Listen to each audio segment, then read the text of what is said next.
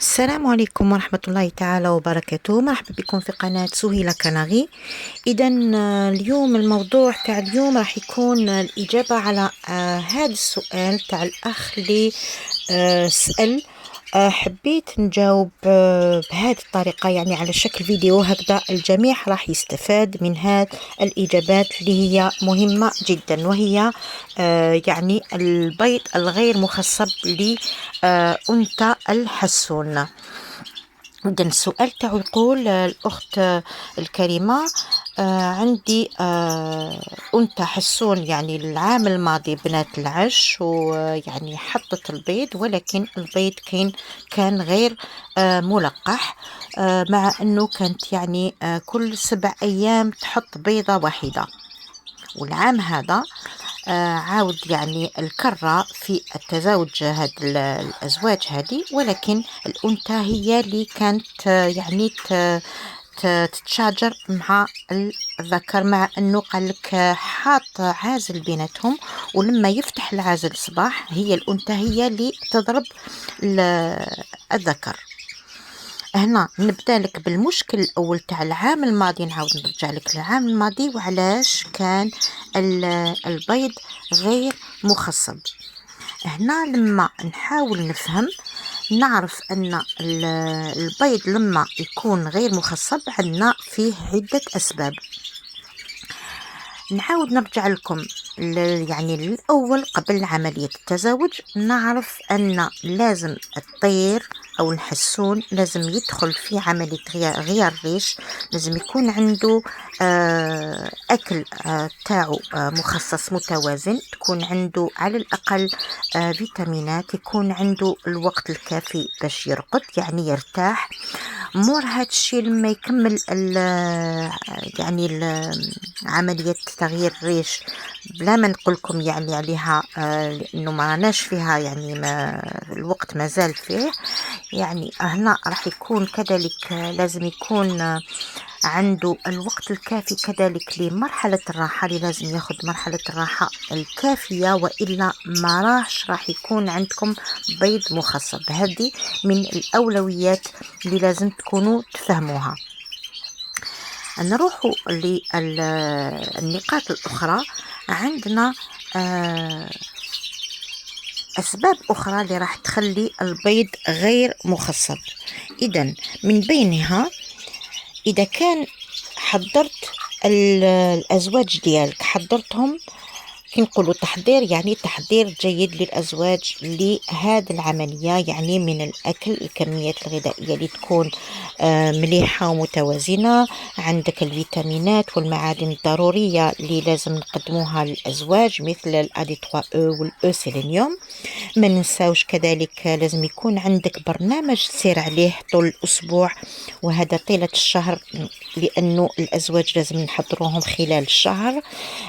يعني كل يوم لازم يكون عندك جدول تسير عليه باش ما تغلطش. كل يوم لازم يكون عندك حاجة تمدها لهم، يا إما باتي، يا إما خضر أو فواكه.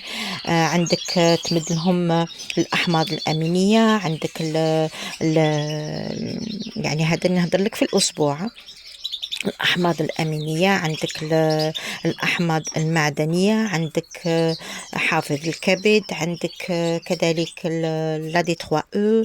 من بعد راح يجي في آخر المطاف الأو سيلينيوم. يعني هادو لازم يكون عندك جدول تسير عليه. هنا نعرف أنه هاد النقطة هذه راك يعني خلاص سيبون، هاد النقطة هذه راك مشيت معاها لاباس. إذن عندنا أمر واحد آخر. إذا كان عندك الأزواج ما يكونوش متفقين، من المستحيل راح يكون عندك فيه تزاوج. إذا كانت الأنثى حطت لك البيض، والبيض هذا تاني يكون غير مخصب، يمكن يكون عندها مشكل في قناة المبيض أو المبيض. يعني يقدر يكون عندها مشكل، يقدر يكون عندها التهاب في المسالك. هذا اللي راح يؤدي لعدم تخصيب مبايض البيض عفوا. عندنا كذلك الذكر لما ما يكونش جاهز، يعني حتى وإن تشوفوا أنت تقول خلاص راهو جاهز، ولكن يكون مخصوص كما نقول، يكون مخصوص باش مخصوص بالتجهيز اللي كنت هدرت عليه في الأول، وهو يعني تقديم هذيك الفيتامينات اللي لازم نقدموها، يكون ناقص تجهيز. حتى وإن تشوفوا قلت لك يكون جاهز البيض، راح يكون حتى وإن يعني تشوفوا حتى يكون لقح الأنثى، ولكن البيض يكون غير مخصب. هذا أمر لازم تاني تكونوا تعرفوه. عندنا أمر آخر اللي هو الأقفاص. لما نقوم بتجهيز الأقفاص لازم المجاثم تكون ثابتة وما تكونش قريبة من السقف. يعني المجاثم إذا كانت يعني تزغد شوية، هذا راح يؤدي لعدم تخصيب الأنثى. عندنا أمر آخر كذلك، عندنا الذكر لما يكون مشحم، هذا راح يكون عائق كبير كبير لعملية التزاوج.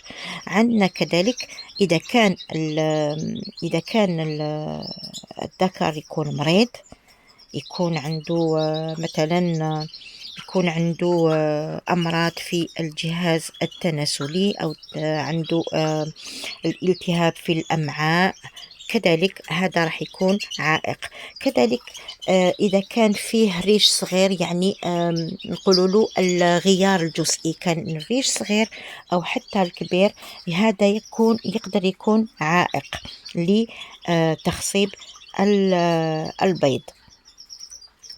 عندنا كذلك أمر آخر، نقدر نقول إذا كان فيه باغ اكزومبل يكون فيه المكان اللي حط فيه القفص يكون فيه أطفال يكونوا يلعبوا بالكرة، ولا يكون فيه بزاف الحس، يكون فيه بزاف، يعني هنا راح يعني الأزواج مش راح يكونوا مرتاحين، وبالتالي راح ما يكونش فيه تلقيح.